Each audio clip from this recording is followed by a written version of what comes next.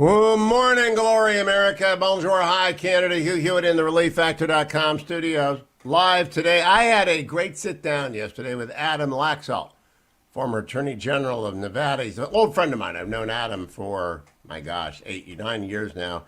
And he's on California as well as he begins his challenge for United States Senate. He's a prohibitive favorite to go up against Cortez Masto, I think her name is. It's the invisible senator. Nobody knows her in Nevada. I could have sat next to her and had dinner with her in D.C. 20 times and not known who she is. She got nothing done. And Adam Laxalt, of course, of the fabled grandson of Paul Laxalt, I should say, the fabled Senator Laxalt's grandson. Paul Laxalt was a giant, but people my age remember him, and people who are under the age of 40 don't. Paul Laxalt was a giant. Adam Laxalt is a genius. The guy is a Georgetown law grad, a Navy lawyer, former Attorney General of the state, made an unsuccessful bid for governor. For some reason, John Ralston hates him. I don't know why, but he's really quite a good guy, and he will be the 51st vote. Going to win Nevada, going to turn the Senate back over to Leader Mitch McConnell's hands. I just tweeted out Adam Laxalt's website. Go over there and give him $10. He's one of the top 3 races. We got to win New Hampshire. Got to get Johnson in that race. And then we need 2 more. And they come from a universe of 3, Georgia, Arizona, and Nevada. In Georgia, I think Herschel Walker is going to be the nominee. In Arizona, I'm not sure. I think it'll be Mark Brnovich. I know it will be Adam Laxalt in Nevada, so I don't mind getting involved early. I think we'll hold on to Ohio. Hope we hold on to Pennsylvania. Believe we'll hold on to Missouri unless Eric Greitens is nominated, in which case we're going to have to pick up 4 seats because we're going to lose that seat. And maybe Pennsylvania. I'm a realist, I'm objective. I just tell you the best candidate in Nevada is Adam Laxalt. When I don't know and there are 6 great candidates like Ohio, I do what I'm going to do in Ohio, which is go moderate a debate and stay out of it. When you've got 6 great candidates, stay away. When you've got one prohibitive favorite like Adam Laxalt, I really would prefer for the others to pull out because Adam is going to be the nominee, doesn't need to spend his money on a primary campaign. In Arizona, there are 2 or 3 people who are going to go through the finish line. It's a late August primary. I think Brnovich is probably the favorite, given that he's been a superb attorney general. In Georgia, I think Herschel's the prohibitive favorite, but I'm going to meet him, by the way, in October for the first time. On October 13th, I'm going down to the Atlanta History Center with Brian Westbury, the economist, Alfredo Ortiz, the head of the Job Creators Network, who is sponsoring the event, and Herschel. People don't really know how famous Herschel is in Georgia. If the guy had gone to Ohio State, he'd be president. But he didn't go to Ohio State. He went to Georgia. So he's going to be down there. Don't miss tomorrow, by the way. I'm going to have Doug Lesmerises on as we talk about the College Football Playoff podcast. Every Friday in the first hour, I do movies and sports because it's Friday. But today I got a lot of news. Number 1, the FDA says if you're 65 or older, go get a booster. So I'm going to go get a booster tomorrow. It'll be 8 months tomorrow, and I'm going to go get a booster. Why? Because I don't want to get this. Like Pastor Jeffress said yesterday, why in the world would you want to run a risk? God has been miraculous in his grace through the agency of people of medicine and science. It's effectively wonderful thing. I think that would make the booster available for anyone who wants it, but of course the FDA being the FDA has to screw it up. But I'm 65, so I can go get it. I'm going to go get it tomorrow. I hope you do too if you've had your 2 shots. And if you haven't, I hope you go get your first one. The biggest story is in these 2 stories right here. New York Times. Biden huddles with Democrats as divisions threaten his agenda. They cannot agree. The squad runs the House. And the squad wants to spend $5 trillion and raise taxes to extraordinary heights. In the Senate, every Democrat needs to vote for this because not one Republican is going to vote for it. Not one. They're going to have to go back and amend the reconciliation bill that they passed, the budget that they passed earlier, and amend the reconciliation instructions to include a debt height. And Mitch McConnell made it clear again yesterday. They're not going to get one Republican vote along the way because they rolled the Republicans, and so they broke it, they bought it. At the end of the New York Times, it says, Democrats across the ideological spectrum said forging a consensus was a tall order. We've got a hectic few days ahead, Representative Josh Gottheimer, a moderate from New Jersey, said after emerging from his negotiating session with Mr. Biden and the other lawmakers. They can only lose 4 votes in the House. They can't lose 1 vote in the Senate. And they have the crazy squad people. The crazies. They're just absolutely crazy. They want to spend all of your money.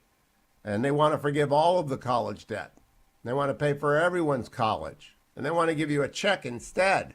And so they don't want to compromise with anybody. And, the sane Democrats like Joe Manchin are saying, we're not going to do that. I got to get elected. And the moderate Democrats who actually don't want to lose their job in next fall's elections, which they will, well, that leads to another headline, the Washington Post. Biden huddles with warring Democrats as party's agenda hangs in the balance. Because you see, finally, elite media has figured out the Republicans aren't helping. If the government shuts down, it's the Democrats' fault. If the debt limit is exceeded and no more debt can be issued in the full faith and credit of the United States takes a ding, it's the Democrats' fault. The Democrats run everything. They're begging Mitch and the Republicans to help them, but they didn't listen to the Republicans when the Republicans said, do this or that, or a little bit of give here, a little bit of give there. No, they rolled them. So now they broke it. They bought it. CNN Politics. Anxious Democrats float Plan B. Raise the debt ceiling on a party line vote, which is exactly what I wrote in the Washington Post yesterday, and which is exactly what I spent most of yesterday's show saying needs to happen. And it just means Nancy Pelosi has to look up from her somewhat cloudy thinking and say, what do we need to do? And Jim Cooper says, well, we really ought to rewrite the budget bill and reopen reconciliation. They can do that, but as the roll call detailed, and I've tweeted out a link to this so you can read it, potential fallback for debt ceiling fraught with complications, because reopening the fiscal 2022 budget resolution to add debt limit is possible, but it takes time, at least 4 weeks. We run out of money in the United States in 4 weeks. So Democrats have to get going right now, but they have to agree among themselves on what they have to get going on. Then they better hope that the so-called Section 304 resolution detailed in this story from Roll Call, which I posted over at Twitter, gets discharged from the Budget Committee. They better hope the parliamentarian of the Senate agrees with them, because they're just screwed because they rolled the Republicans. You got to be nice to the people who you climb over on the way up the ladder, because you may need their help staying up there. We're not going to help. Meanwhile, Joe Biden is rightly being hit with charges of racism. Why is it only the Haitian at the border are being turned back and bussed immediately back to their country and flown back to their country? Why just the Haitians? Why just the black people, Joe Biden?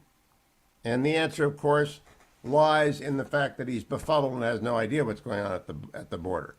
Now, Joe Biden did pledge to double U.S. donations of Pfizer vaccine for the poor countries out there, which is good, but he really ought to be out there focusing on a message of what's going on at the border. Secretary Mayorkas went to the House yesterday again.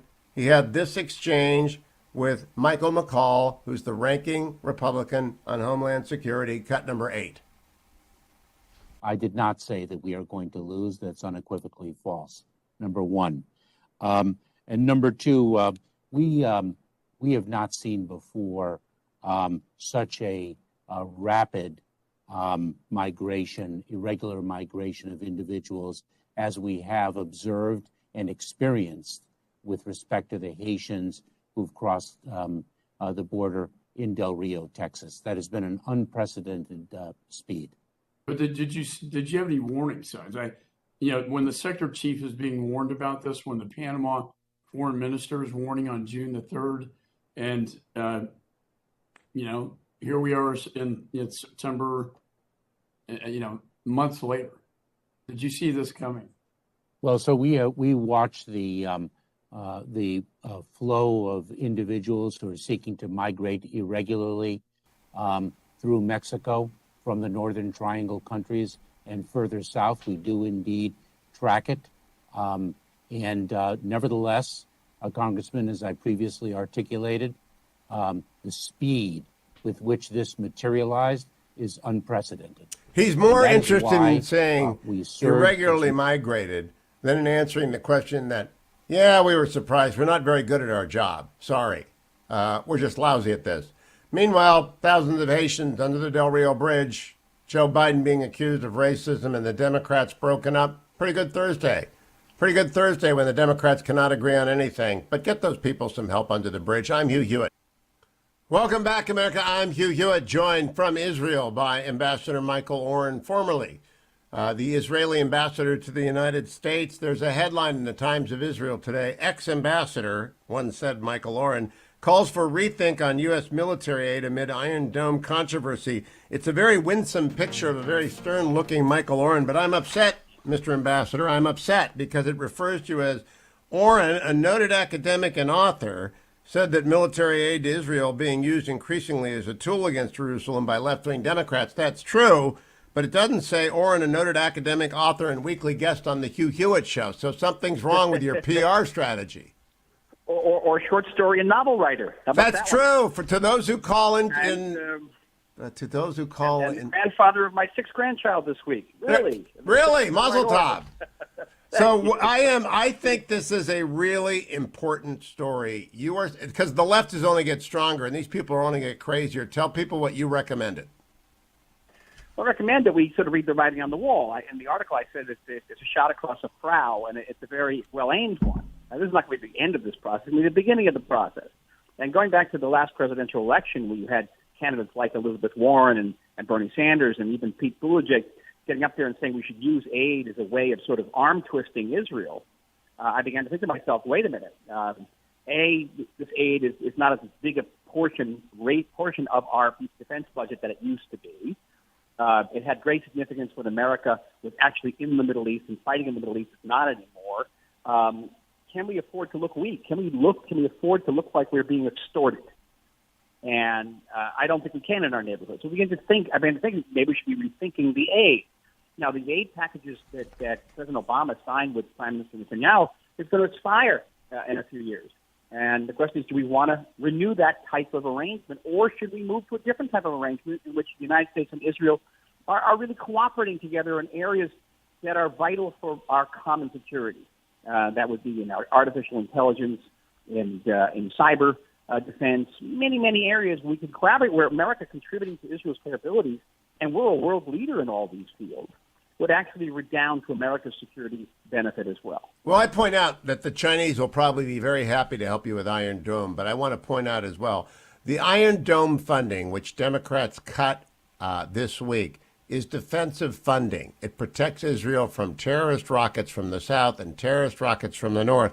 Now, AOC, Rashid Tlaib, and Ilhan Omar, if they had a spelling bee, I'm not sure if any of them would win, but they're not very smart about the political optics. This is awful for the Democrats. And, of course, many of the supporters of Israel, the handful that remain in the Democratic Party, instantly introduced a bill to make good on their Screw the Israel movement. But the message is sent. If they won't send you defensive weapons, you're not even going to get the blankets that Obama sent to Ukraine. Look, as bad as it is for the Democrats, trust me, it's worse for the Palestinians. Okay. Because Iron Dome saves thousands, perhaps even tens of thousands of Palestinian lives. What would happen if Hamas, we didn't have Iron Dome and Hamas is pummeling us with rockets every day, thousands of rockets? Israel would have no choice but to invade the Gaza Strip. And when you invade the Gaza Strip, you're going to kill thousands of people, maybe more. So Hamas, the Iron Dome not only saves Israeli lives, it saves a far greater number of Palestinian lives. And it says a lot about, the Squad, that they so hate Israel and so want to hurt Israel that they're willing to sacrifice thousands of Palestinian lives. That really is what they're about. Let's talk about that, because you used the right word. Rashid Tlaib and Ilhan Omar and AOC, they don't dispute the policy. They simply hate Israel. And I mean, when they get unguarded, they put it out there. Why is the Democratic caucus indulging this?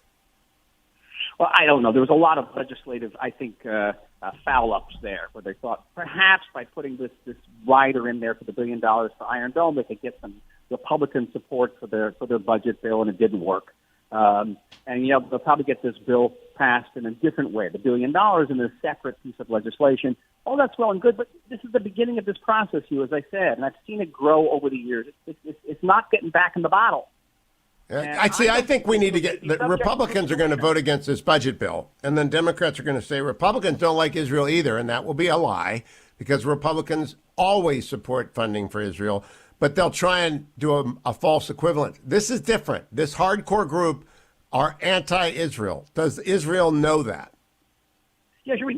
Not all Israelis understand that, and they don't understand that for the Squad and others like them, it's not what we do; it's who we are. We're for their, in their view, we're a white colonialist, racist state.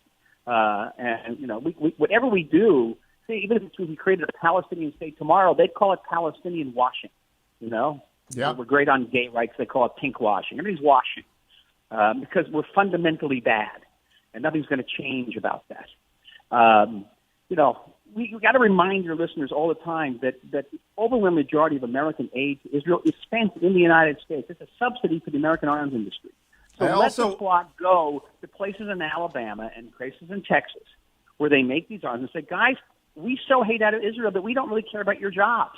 You're going to be unemployed because of our crazy ideology. They do. We didn't even get to the second story. Israel, U.S. said to discuss Plan B if Iran nuclear talks don't resume. Do you know what Plan B is, Michael Oren? I know what I hope it is, and that is that the United States is going to back us when we do something.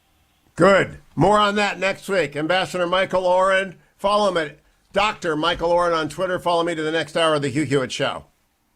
Morning, Glory America. Bonjour, hi, Canada. Hugh Hewitt live on this Thursday.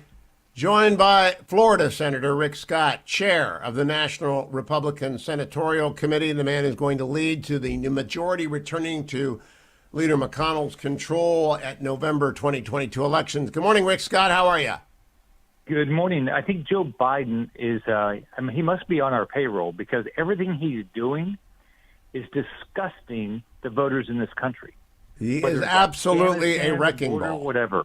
He is a wrecking ball. I had a chance to spend a couple of hours yesterday with Adam Laxalt, who's an old friend of mine, and I sat down with Attorney General Laxalt, the former Attorney General of Nevada. He says he's in Nevada. That makes me happy. That puts that on the board in a real way. Do you agree with me that Nevada's in play? Absolutely. Stop and think about it this way. Cortez Masto only won by 2% 4 years ago. She's not distinguished herself. She's not done anything to help the country or Nevada. And Adam Laxalt's well known, a successful attorney general. We have other people in the race there too. But if you look at the generic ballot in this country in the battleground states, we're way up. So I think we're going to have a big win in Nevada. Now, Senator Cortez Masto, I asked Adam's friend, Mike, who was with him, to show me a picture of her. I may have sat next to her in a restaurant. I've never seen her on TV. I haven't seen her in Washington. As far as I know, she's an illusion. Is she actually got anything done in the United States Senate? I don't know anything she's done. I never see her. I never hear from her. My first 2 years when we were in the majority, I've had to preside over the Senate a few hours a week. I never saw her talk. Do you see? So I don't know what she does. I've got a list of 4 where we've got to take the seat. 1 is New Hampshire, 2 is Georgia, 3 is Arizona, 4 is Nevada. And they're all in the top tier. We've got to take each of those seats while we defend Pennsylvania and Ohio and Missouri. How do you feel about the magnificent 7 seats, Senator Scott? I think we're going to get them, and here's why. In Arizona, it's still a Republican state. We have 4 good candidates already in. I still think Doug Ducey will get in the race next year. And Doug won his last race in 2018 by 15 points. But I think any one of these 5 individuals will beat Mark Kelly. We're doing everything we can to explain he is not a moderate. He votes 100% of the way, exactly how Chuck Schumer says. In Georgia, Raphael Warnock is a Marxist. I mean, he's the Doug Jones of this cycle. There's no way he should win, and I don't think he will win. We've got great people in this race. Herschel Walker just got in the race, who looks like he's in the lead right now in our primary. We got a Navy SEAL, Latham Sadler. We got a businessman and veteran, Kelvin King. And we got the Ag Commissioner, Gary Black. We got great candidates in. We will win. I think Adam Laxalt, or we've got 2 other people in the race, Captain Sam Brown and businesswoman Sherelle Mendenhall in that race. We will win there. Everybody that knows Chris Sununu, give him a call. The public polls show Chris would win by 8 points. So wow. Given the way that polling tilts Democrat, that means he'd win by double digits going away. Oh, yeah. I mean, Hassan is already so worried. She already has put a television ad up now. I mean, think about it. She only won by 1,000 votes 4 years ago, and she has not done anything to distinguish herself. And Chris Sununu has been a wonderful governor. Now they have a Republican legislature. This state is going to go Republican. And I think it'll be Chris Sununu. He has not told me he's going to run, but I hope he does. Now, Senator, I'm going over to Ohio in a couple of weeks to moderate a debate among 6 great Republican candidates. And I mean every one of them. Matt Dolan just got in the race. He's a good guy. I know them all, and I know Tim Ryan, who's a formidable Democrat. I don't get involved in contested primaries where any of the 6 can win. I'm going to endorse Adam Laxalt because he's my friend. I know he's going to win. Georgia, I don't know yet. I will be behind Chris Sununu. I'm not getting involved in Arizona. Tell me a little. I know Aaron. I know Mark Brnovich very well, though, and I think he's ahead right now. But tell me a little bit about Ohio, because with 6 great candidates and 6 big piles of money, the danger there is that they set the house on fire and Tim Ryan arrives with the fire truck. Well, here's what's great. Tim Ryan has an opponent. She's a Bernie Sanders supporter, Morgan Harper. All right.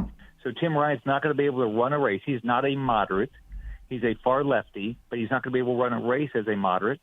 And we have wonderful people. I mean, we've got great candidates on our side, one of them will get through the primary, and they're going to win. They're going to win the general election here. It's a Republican state, Tim Ryan, and whether it's Tim Ryan or Morgan Harper, they're going to be defined so far towards Bernie Sanders. There's no way they will win in Ohio. Now, I've known Tim for 30 years. He and I went to the same Roman Catholic high school. Are you going to try and elect the socialist? Because it's pretty hard to paint Tim as a radical AOC member of the squad. He started at quarterback at Youngstown State. That's not really where the Marxist gathers. He votes with Nancy Pelosi. If you look around the country, the Democrats, they vote with Nancy Pelosi. Nancy Pelosi would not get elected statewide in Ohio. 100%. And in Georgia, you really do have a Marxist with Raphael Warnock. It's just that there are different kinds of Democrats, and some are easier to beat than others. I don't know where Cortez Masto is, because I have no idea what she does. She's invisible. Well, she votes whatever Chuck Schumer tells her to do. Now, Senator, that brings me to the key thing. I wrote in the Post yesterday that not one Republican would support the budget that's coming over with a debt hike attached. They will not support a debt hike relief standing alone. They won't vote for a debt hike ceiling. The Democrats broke it. They bought it. They need to fix it with a new budget amendment. Is that your position? Absolutely. Democrats have the White House, the House, and the Senate. Right? They don't want any of our involvement with all their radical spending, which we shouldn't be. And so if they want to raise the debt ceiling, they want to do it on their own. You know why? They've been very clear. They don't want to do the debt ceiling on their own because they know it's toxic. They don't want to act like it is. They say, we want you to be part of our what we're doing here. But, what they really want to do is they want to suspend it so they never have to talk about how much it is. Their budget in this deal, the $3.5, which is really $5.5 trillion, will take our debt to $45 trillion. Now, let's look at what's happening in families right now with inflation. It's hurting our poorest families. It's hurting our families on fixed income. And the Democrats are causing all this with their spending, and they don't want to be responsible for it. They are responsible for what's going on. And so do you think you'll keep, for example, you've got to get Senator Murkowski reelected, and I hope you do. I think she's a good, solid vote on 99% of the stuff that we vote on. Will she and any other Republican think about bolting and voting for it? Because it will hurt them. It will really hurt them if they vote for any Democratic package. I don't think any of them are going to vote for it. We have a clean continuing resolution that McConnell and Richard Shelby put together that will deal with we're not going to do the debt ceiling. That's the Democratic responsibility. We'll keep the government open. We will help with the Afghan refugees, and we'll also help with the disaster relief for Louisiana. So ours is clean, all right? But the Democrats don't want to do it. I don't know if we'll even get a vote on it. So the Democrats might shut down government. I don't think they will, but they could decide to just shut down government. But then the legacy media will say the Republicans have shut down government. That's not true.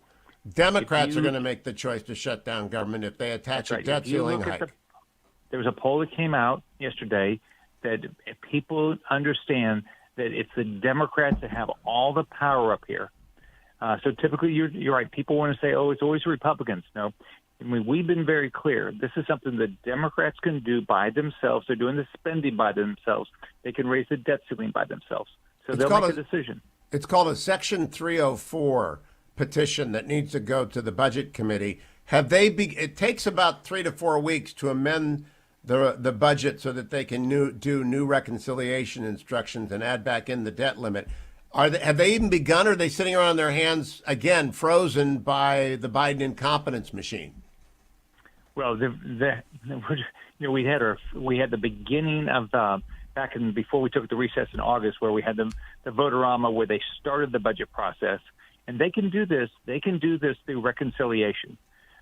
It will, we'll have another opportunity to, do amendments that will explain where Republicans are and where Democrats are. Maybe we'd get something done, but the Democrats can do this on their own. They don't want the American public to understand. They are voting to raise the debt to $45 trillion. That's what they're doing. Wow. Wow. Will the full faith and credit of the United States be compromised because of Democratic inactivity? It's up to the Democrats. I mean, look, we have a variety of bills. I have a bill with Pat Toomey, the full faith and credit. We say we will not default, but we're gonna prioritize our spending. We'll take care of our veterans, our seniors, and we'll make sure we pay our interest. I've got a bill that says going forward, we're not going to keep doing this, so it's going to take a 2/3 vote every time you have a bill that has deficit spending. But the Democrats want to do nothing to fix this. They want to keep spending money to oblivion. And where do people go if they want to contribute to the efforts to retake the Senate, Senator? It's nrsc.org. We had 174,000 donations last month. People are on our side. They want to get a majority Republican in the U.S. Senate. NRSC.org. Senator Rick Scott of Florida. Thank you, Senator. Chairman of the NRSC. I'll be right back, America. Stay tuned to the Morning Glory, America. Bonjour. Hi, Canada. I'm Hugh Hewitt inside the Relief Factor studio live. Representative Ken Buck is an old friend of mine. He represents Colorado's 4th Congressional District, and he announced he's running for re-election, so he's going to be running for some district in Colorado. We just don't know which one because the maps aren't out. Good morning, Congressman Buck. How are you? I'm doing great. How are you? Good. It's always good to talk to you. I see you occasionally on airplanes and around town. What do you make of the map process? It's a funky one. I was just talking about redistricting with Mike Pompeo and Chris Christie. They're running the National Republican Redistricting Trust. How's it going in the Centennial State? Well, I think it's going well. We gained a seat, so we went from 7 congressional seats to 8 congressional seats. They have floated a few different maps, and they're coming down to sort of a consensus on the commission on a particular map. It puts me in basically the same district I had before. They had to create an 8th district, and so they came up from the Metro Denver area north to Greeley, which is sort of my home base, and they're putting that in the 8th, so that hurts a little bit. But I think overall they probably did about as good as they could do. Now, does it? What's the delegation split now? 4-3? It is 4-3. So for 6 years out of the 10 years of this cycle, Mike Kaufman was the Republican, and the Republicans had a 4-3 advantage. Jason Crow beat Mike Kaufman two elections ago, and so the Democrats now have a 4-3 advantage. And it looks with these maps that the Democrats will probably have a 5-3 advantage, although one seat, this new 8th congressional seat, will be a pretty competitive seat. Anybody you know lining up to take a shot at that from the good guys? I don't yet. I haven't ruled that out, but I don't, because I haven't seen the final map of whether I'm going to be in the 4th or the 8th. But I don't know whether there are other people starting to line up. I think no one's going to really poke their head up until we know exactly where the lines are. Last question on this, Congressman. When does it settle? I mean, this is hard to run a campaign when you don't know the lines are.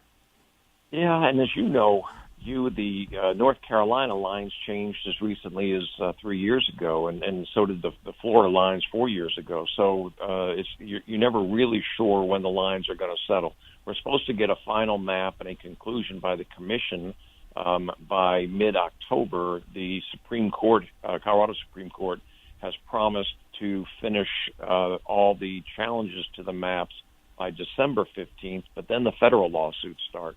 So it's really very difficult for anyone interested in running for office to make a determination based on the maps. Yeah, these independent commissions, I hate them. I think they're unconstitutional. I just talked about that with Governor Christie and Secretary Pompeo, but it's nothing we can do about it today.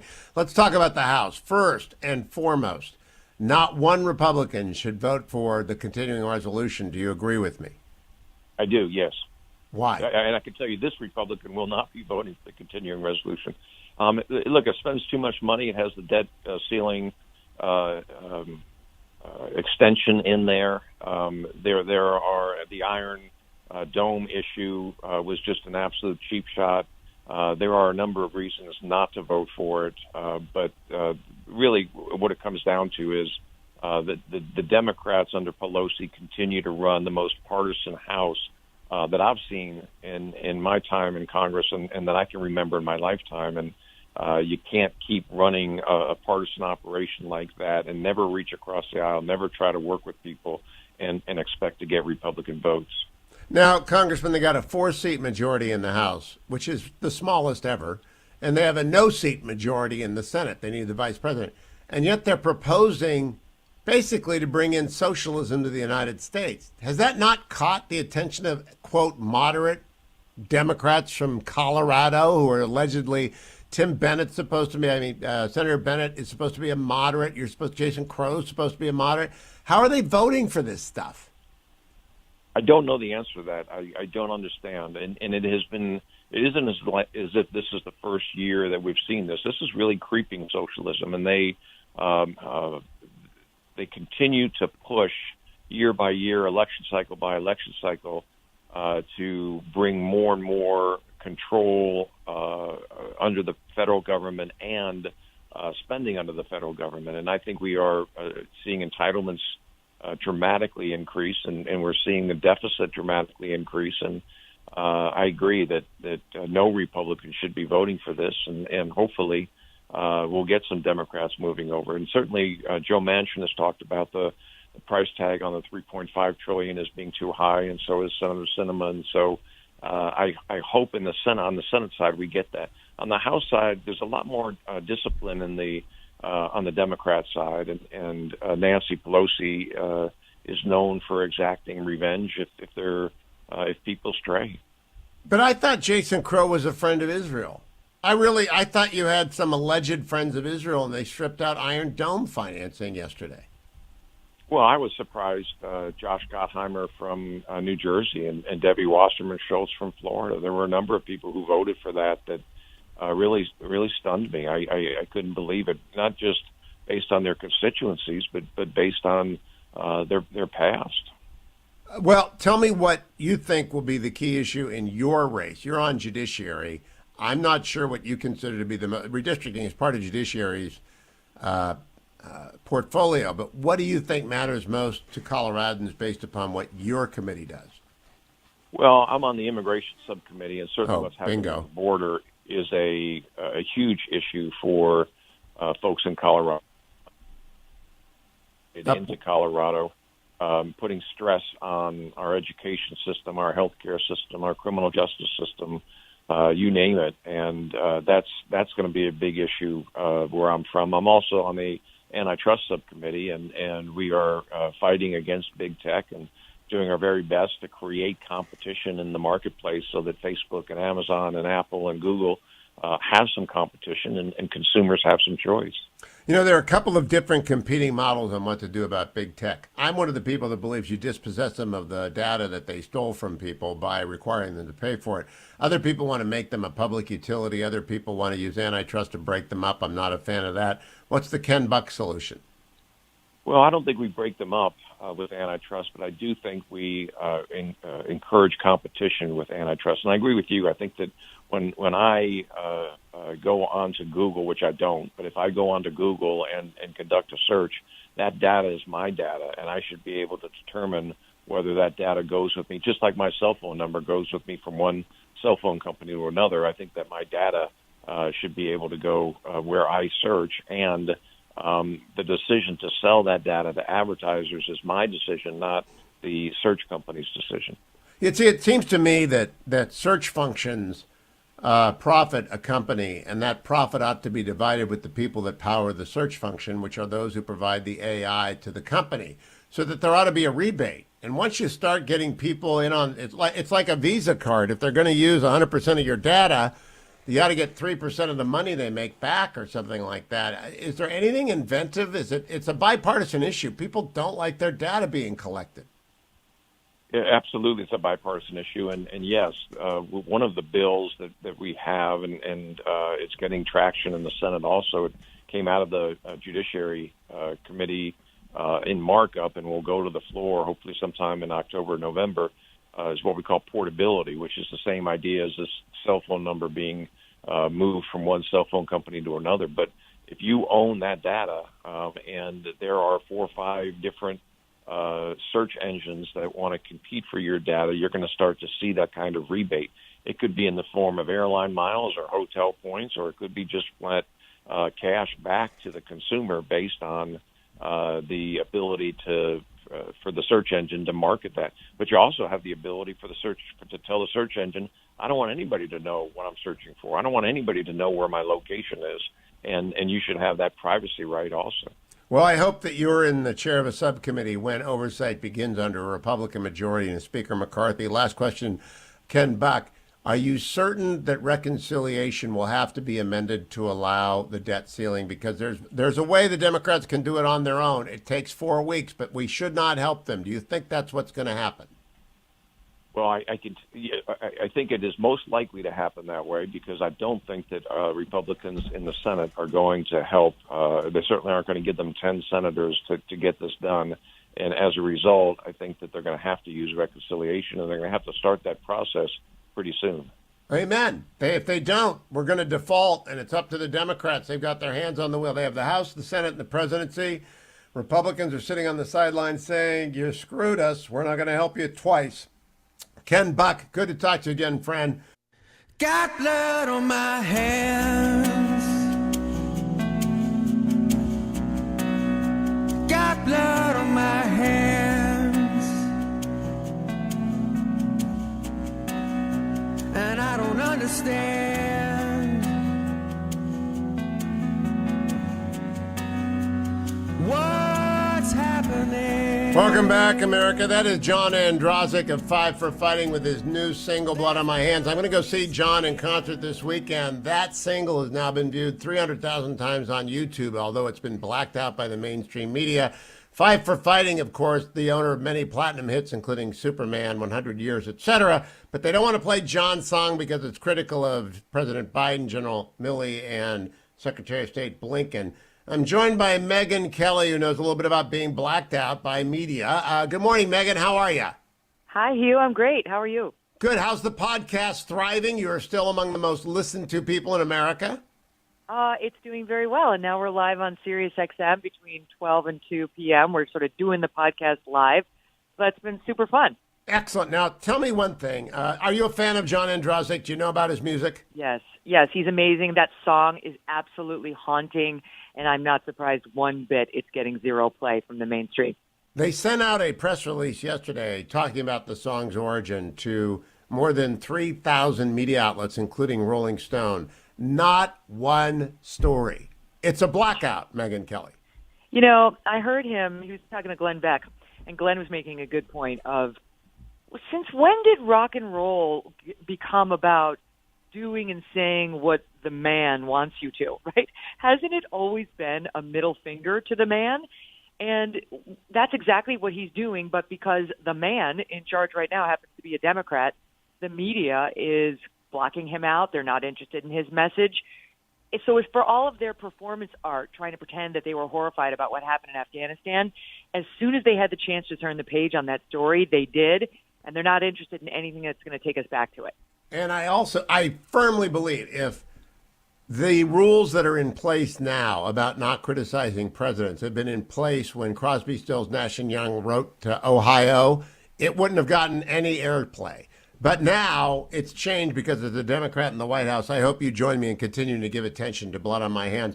Megyn, I want to do something now that I regret doing. I've always liked David Frum. He used to be a fairly nice and influential person. He's been disintermediated from influence by Donald Trump because he went crazy. I mean, he literally went nuts. Now, you and I both have Trump tattoos. And so I can show them off. I can proudly stand up with those people who can line up in the media who've been assaulted by Donald Trump verbally and who've lived to talk about it and laugh it off. David was kind of knocked off the balance beam. He's attacked you this week as being an anti-vaxxer. Now, I think you actually support vaccines like I do. I'm vaccinated. I get to get my booster tomorrow. I am going to applaud when my grandchildren get vaccinated because their mother has done a study of it, and they're safe and qualified for it, and 2 out of the 3 of them will be eligible for it. Why is David Frum attacking you wrongfully, libelously, really, as an anti-vaxxer, which is almost slander per se in our business? It's kind of amusing to me. I'm definitely not an anti-vaxxer. I've said repeatedly that I'm pro-vaccine. I've gotten it. My husband's gotten it. And I think everyone who wants it should get it, but I don't like these mandates, and I really don't like them for children. And I've said publicly, I have 3 kids, not one of whom is yet eligible for the vaccine. But I did lose my dad to a heart attack at age 45, and I have a heart issue, and I worry about my children and their hearts because they've got a genetic predisposition to some frailty there. So I'm watching the myocarditis thing very carefully. And this should be a decision between their pediatrician, my husband, and me. And it shouldn't be forced on them by Joe Biden or anybody else, Dr. Fauci. And there's a reason that the folks in Europe have made a different decision. Our friends in the UK are not requiring 12 to 15-year-olds to get this. And even when they get to be older, 16, they're only requiring 1 shot, because all of the myocarditis seems to be happening after the 2nd shot. Okay, so these are the considerations by people we don't consider insane, our friends across the pond. So David Frum tweets out the other day when the Pfizer report breaks that Pfizer, the manufacturer of the vaccine, is saying they've had a robust immune response in 5 to 11-year-olds and they think it's safe. And they had no myocarditis so far, but they only tested 2,200 kids, and those side effects tend to be 1 in 5,000. So they're not yet at the numbers where they would show up anyway. So he tweets out, we ought to force these vaccines on all of the, quote, anti-vaxxers and learn from our mistakes. The stigma that comes with shaming the anti-vaxxers is what it's all about, is essentially what he said, and that they're right, that that's a big part of it. So we should start shaming them and mandate this as soon as it gets emergency use authorization. And I tweeted back to him, you do not have to be an extremist anti-vaxxer, however he phrased it, to have some concerns about vaccinating a little when the virus poses very low risk to them, and we're not yet sure about these vaccines. There's been no long-term testing. That's what had him label me an anti-vaxxer. I laughed because if you just go back and listen to my show, you'll hear me all the time promoting the vaccine. But this is the lunacy of those who have just lost their minds when it comes to these vaccines. It's performance tweeting. And I really do Right. believe a lot of performance tweeting comes from those who have been disintermediated from influence, and sometimes from the American Enterprise Institute and other places where they used to hang their hat and are now charity cases at Jeff Goldberg's pleasure. And so I read yesterday another thing that David said, so I thought I would just run this off. Matt Lewis, a friend of mine, he went on Matt Lewis's podcast, which is typically pretty good, and he said, David did, the Republican Party is an elderly party. It's a party of people with chronic health problems. One of the things that was true in 2016, if you found a county where there's a lot of obesity and drug abuse, that's where you had a lot of Trump votes. He went on, there is something compensatory, I think, about this cult of physical prowess. It's people who at some level feel physically weak. There are all these weirdly homoerotic fan images of Trump. Trump can't lift a glass of water, can't walk down a ramp, hasn't done any meaningful physical exercise ever in his life. The idea that you would make this a fetish about him, it says something about your doubts and your needs. You know, this is weird, Megyn. This is just weird. Homoerotic. Do we have to go back to the Obama days and talk about how the media feted him? I mean, please, don't get me started. But I love when I hear people like him write like that or say things like that because they've dropped the veil altogether. This is what they think about the right half of the country. Meanwhile, on the vaccine front, which is what he's really railing on, there are large portions of the African American community that do not want this vaccine for very good reasons. They don't tend to be Trump sycophants. How does he explain that? And to dismiss all Republicans as old white guys who are having homoerotic fantasies about Donald Trump. I'll tell you, 2 weeks ago, I was down in Houston with Dan Crenshaw with a Crenshaw Youth Summit, and there were thousands of excited young conservatives, black, white, Latino, you name it, This is a guy who hasn't left New York City in a very long time and thinks the rest of the country is just like them. Voted 87% in Manhattan for Biden. I had Pastor Robert Jeffress on yesterday so that he would endorse the vaccine, which he has done, because he's a big Trumpy pastor. I mean, he's a very strong supporter of the former president, but he is also a big supporter of the vaccine. I believe in persuading the vaccine hesitant by a patient, educated argument as to its benefits and why the benefits far outweigh the risks for almost everybody. You do have to consult your doctor if you've got an underlying condition. And I am, however, I'm not a 100%er. I think mask mandates for preschoolers are insane. And I think if a parent says my child has a speech problem, they ought to be allowed to dispense with the mask completely, because speech cannot improve if they cannot speak clearly and if they often don't see the teacher. So there are some gradations here. And I think the people that are full on, well, extremists like David, it's not really about the vaccine. It's about performance art so that people will pay attention to them again. And control. That's one of the things I hate about the masks. I am definitely more rabid on the anti-masks for children thing than I am on the vaccines. I've got 3 kids. They sit in class all day long, 9 hours with masks on.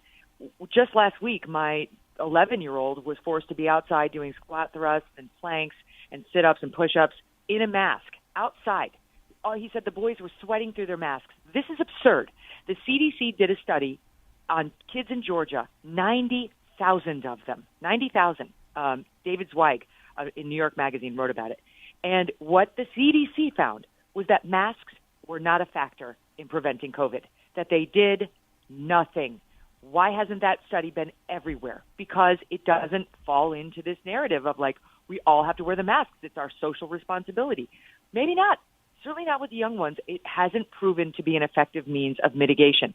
And yet the hand of big government is across my 8-year-old's face all day, while AOC can go to the Met Gala without hers on. These Hollywood celebrities can go to their Emmy Awards without theirs on. Oh, but vaccination. Okay, all the kids, K through 12, Connecticut, New York, New Jersey, California, vaccinated or not, they have to sit there all day with those things, those muzzles across their face. I've had it with the masks. Well, I think this is why Dr. Fauci and Dr. Collins, both of whom are welcome guests on this show, are losing credibility by the gallon, because parents who are living the day-to-day, and my daughter and you have the same issue, their kids do not do well with masks. They ought not to be mandated. It ought to be a parental choice issue. We will see what we will see. Let me close quickly, Megyn. I had on Governor Christie and former Secretary of State Pompeo earlier today, because they're heading up the National Republican Redistricting Trust. And I asked if the next time they'd be together would be on a debate stage. And they laughed and, of course, diverted from the question. Do you think the Presidential Debate Commission should be abolished? I do, actually, because, I mean, you look around last time, and it was all Democrats and never Trumpers. So Trump at that time, he wasn't wrong that the system was rigged against him. I mean, in many ways, but the Presidential Debate Commission, there wasn't somebody who was open-minded to Trump on there. And that's the risk. And I don't really understand what function it serves when we could have such alternate approaches to this. You know, I know Trump last time around suggested Joe Rogan do a debate. Now, I personally wouldn't support that, even though I like Joe Rogan. I do think he's admitted he's not fact-based, right? He's just sort of, he throws stuff at a wall. I think you do need people who are fact-based to tee up the questions. But why do we rely on these guys who are about 200 years old to randomly pick, you know, a few sort of select journalists, all of whom tend to be biased against the GOP, to run the national conversation? I can do it in 5 minutes. I could get Eddie Glaude and Megyn Kelly. I could have Rachel Maddow and Hugh Hewitt. I could get Guy Benson and Mary Catherine Ham and a couple of lefties, and we would have a great time, and it's just time to get rid of the septuagenarian, octogenarian debate commission. Megyn Kelly, always good to talk to you on Sirius FM from noon to 2. Just please don't move to the mornings. No, I won't. All right. We got that worked out between us. All right, good deal. Megyn Kelly, always a pleasure. Welcome back, America. I'm Hugh Hewitt, live today on this Thursday, joined by Dr. Roger Marshall, who is also Senator Roger Marshall, representing the great state of Kansas. Good morning, Senator Marshall. Good to have you on the Hugh Hewitt Show. Hugh, good morning. Thanks for having me back. We've got a lot to talk about today. We do. I just talked with Megyn Kelly about vaccine mandates. She and I are both already vaccinated. I'm going to go get my booster tomorrow. I'll be eligible tomorrow. I'm a big fan of vaccine mandates. I believe the military ought to be vaccinated, but you're going to bring a bill that I think also makes sense. I think common sense ought to rule the day on this. Tell us about your bill. Yeah, Hugh, again, like you, I've been vaccinated. My parents are vaccinated. I'm pushing every senior to consider getting that booster shot as well. But what is happening right now in the military is they are separating soldiers who are refusing the vaccine. And what our bill would do is keep them from giving them anything except an honorable discharge. And the White House last night exploded against this. The White House says, oh, no, they're going to get a dishonorable discharge. There's going to be a showdown at the OK Corral over this one. And just lastly, I'll say I'm just so disappointed the CDC will not acknowledge natural immunity, because half of these soldiers have, maybe more, have natural immunity. I'm told that our National Guards, that less than half of those soldiers, the enlisted people I'm talking about, are vaccinated. So this is about to be a national security crisis. Now, Dr. Marshall, I say Senator Dr. Marshall, I have been very, very, very vocally pro-vaccine from the beginning. I am pro-booster. I am pro-everyone. And I wanted mandates for the military and for anyone who works for a state government, because it's the right of the state to require people. But there are legitimate concerns among young people about the enlarged heart. It's not a big risk, but it's a little risk. And therefore, they might choose not to receive the vaccine. I do not understand a dishonorable discharge, because it's a new vaccine requirement that is coming after they enlisted, when there wasn't a vaccine requirement. What is the White House's beef? Because this is extremism that, in fact, hurts the vaccination effort.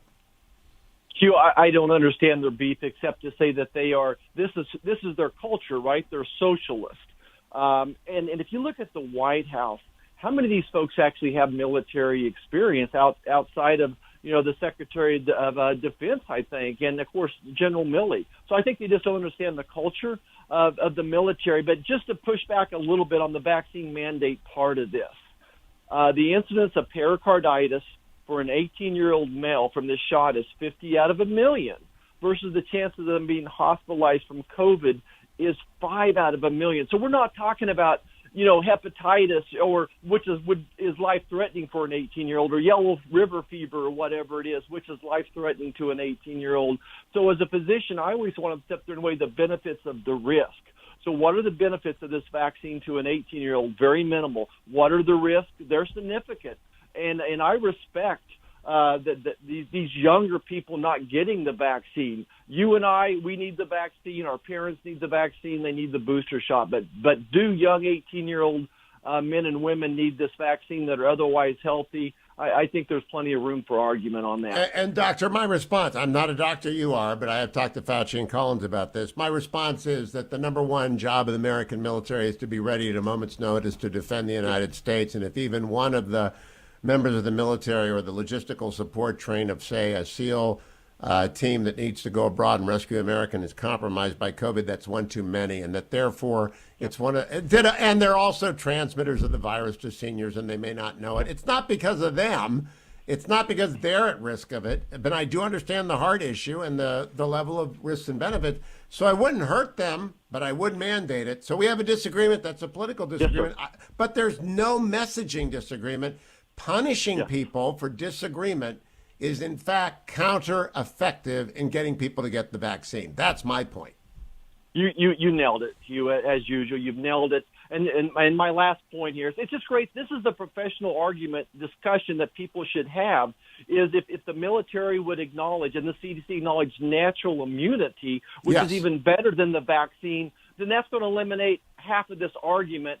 If a third of our enlisted people get kicked out of the military over the next week or two with a dishonorable discharge, it's going to be a domino of problems.